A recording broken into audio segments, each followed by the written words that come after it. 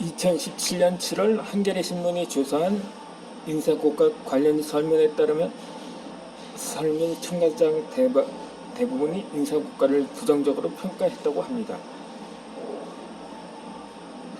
부분별로 보면 평가 기준의 합리성인 36.6%, 평가 과정의 투명성은 38.6%, 평가 결과의 공정성은 36.9% 등에서 긍정이 모두 40%에 미달했던 것입니다. 이같이 응답한 이유에 대해서는 사내 정치의 좌우가 39%, 개인 이미지 위주 평가가 41%, 연공 서열이 36%, 온전주의 평가는 28% 순으로 답했습니다. 자, 이제 합리적 의심으로 가득 찬 피평가자들과 어떻게 이 문제를 풀어야 할지 이야기해 보겠습니다. 마땅히 성장의 기회가 되어야 할 인사고과에 더 큰 앙금을 남기는 불편한 사건이 될 수밖에 없는지 문제점과 함께 평가자, 피평가자의 각각의 입장을 짚어보도록 하겠습니다. 첫 번째로는 상사는 부하 직원의 자기중심적인 행동에 1년 동안 상처받은 상태이고 중립성은 이렇습니다. 이에 대해서 평가자의 입장에서는 요즘 신입들은 예전보다 조직에 대한 충성심이 없다. 한마디로 자기중심적이다. 회사의 유흥비를 벌려고 나오는 것 같다. 또 조금 더 손해보지 않으려고 한다. 덧붙여서 피평가자의 입장에서 보면 지금의 조선시대도 아니고 독립운동을 하던 시대도 아닌데 왜 자꾸 충성을 강요하는 거지? 내 꿈은 높은 자리에 오르는 것도 아니고 사규대로 계약자로 행동했는데 그게 왜 문제가 되는 거지? 그리고 사람은 결국 다 자기 중심적이지 않나? 부장님도 결국은 자기 성과를 위해 지시하고 잔소리하고 그러는 거 아니냐고 라고 판단을 하는 거죠. 사실 리더들의 마음속엔 이런 편견이 가득합니다. 어쩌면 기본적으로 깔고 가는 디폴트 값인지 모릅니다. 이런 편견에 들어맞는 행동이 나올 때마다 크고 작은 상처를 받게 됩니다.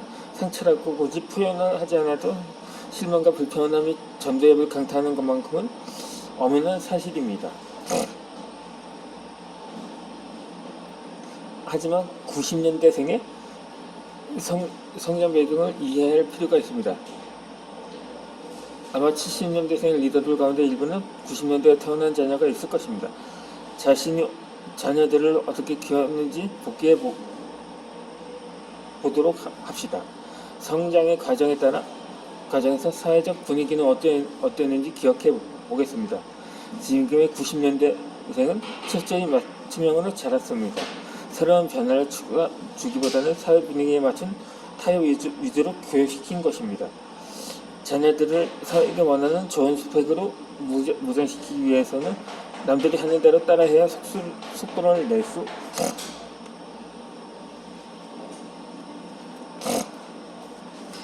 수 있기 때문입니다. 마찬가지로 이 자기중심적인 것이 하나도 이상하지 않는 세대에게 자기중심적이라고 손가락질하면 허탈해집니다. 그들의 말과 행동에는 합당한 이유가 있습니다. 그 이유를 알아보는 시간을 자주 만들어 봅시다. 속내를 들으면 어떤 반응을 취해야 할지 판단이 설 것입니다. 앞서 언급했던 사인에게 부족한 신세대의 성장 환경 및 특징을 다시 첨부합시다.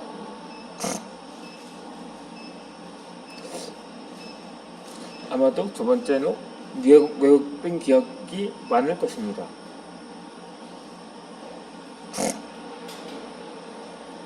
평가자 입장에서는 내 기억이 확실하다. 내가 그것도 기억 못할까봐 내가 이 자리까지 가위바위보 해서 올라온 사람이 아니야. 그러면 피평가자 입장에서 보면 앞으로 부장님 말씀을 모두 녹음해야겠어요. 왜 안 한 일을 했다고 안 한 일을 했다고 하시나요? 저는 그런 적 없습니다. 중국 속담에 희미한 연필이 또렷한 기억보다 낫다는 말이 있습니다. 인간의 기억은 여러 가지 상황으로 인해 쉽게 더해지고 빠지면서 왜곡이 일어납니다. 여기에 자신의 믿음까지 더해져 없던 사실까지 한 것으로 생산해내는 경우는 우리 스스로 경험하고 있습니다. 인사고과의 통용성을 위해서는 주요 사건들을 정확하게 실시간으로 가득히 하는 일이 매우 중요합니다. 문제가 되는 행동과 태도가 발견되면 기록합니다.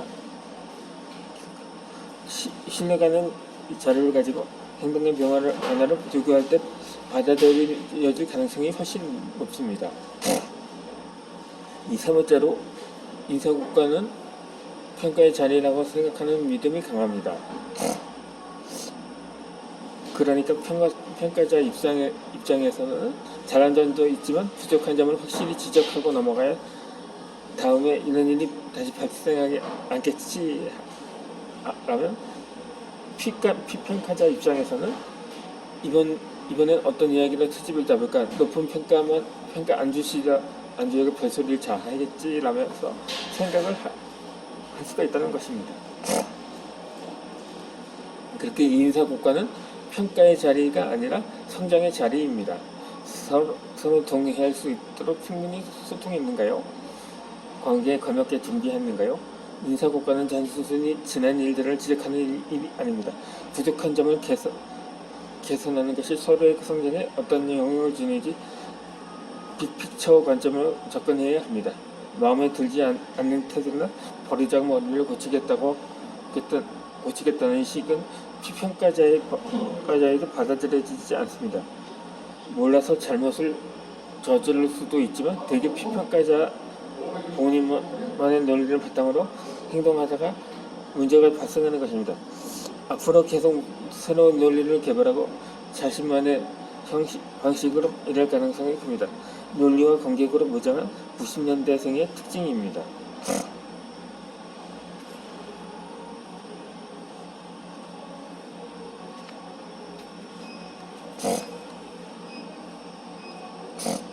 네 번째로 이 불편한 순간을 빨리 끝내고 싶다는 것입니다.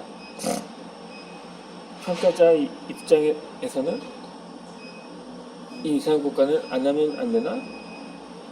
이번에도 짜증나면서 꾸벅꾸벅 반복하겠지. 요즘은 아예 안 하는 회사도 있다던데 하고 생각을 하면 평가자 입장에서는 인사고과는 안 하면 안 되나? 어차피 부장님 마음대로 다 결정해서 줄 거면서 뭐라 반복하면 대된다. 제멋대로 하라 하니 짜증난다고 생각할 수 있다는 거죠. 1년에 2번 있는 큰 명절에도 우리는 피로감을 느낍니다. 평소 전혀 하지 않던 일을 너무나도 큰 규모로 벌여야 한다는 압박이 큽니다. 별로 원치 않은 형식적인 절차들이 당사자에게 불편을 줍니다. 결국 남는 것은 늘어난 몸무게와 피로 누적입니다. 인사고과 역시 우리의 명절치레처럼 피곤한 일입니다. 한 번에 몰아서 하지 않기를 권합니다. 필요한 피드백을 수시로 주고 연밀평가 자리는 간단한 높총평으로 마무리해도 충분합니다. 서로가 좀 더 편하게 받아들일 수 있도록 형식과 주기의 변화를 가져오기 바랍니다.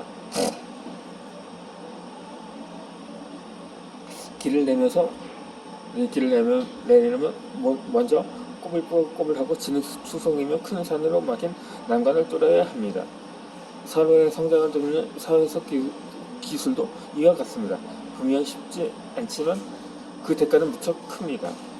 평가자와 피평가자 모두가 즐거운 축제 같은 인사고과 실습을 고대하는 이유입니다.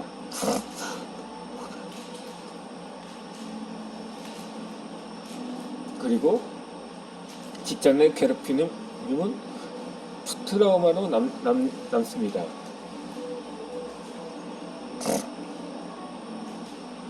혹독한 리더 아래서 성장하면 훌륭한 리더가 된다는 어떤 믿음이 있습니다. 이런 믿음 속에서 성장한 인물들이 꽤 많습니다. 조직을 위해서, 나라 미래를 위해서 이렇게 외치며 세고 거칠게 되었던 과거 나의 선배를 떠올려 보도록 하겠습니다. 남자라면 군에서 만났던 고참을 떠올려보면 됩니다.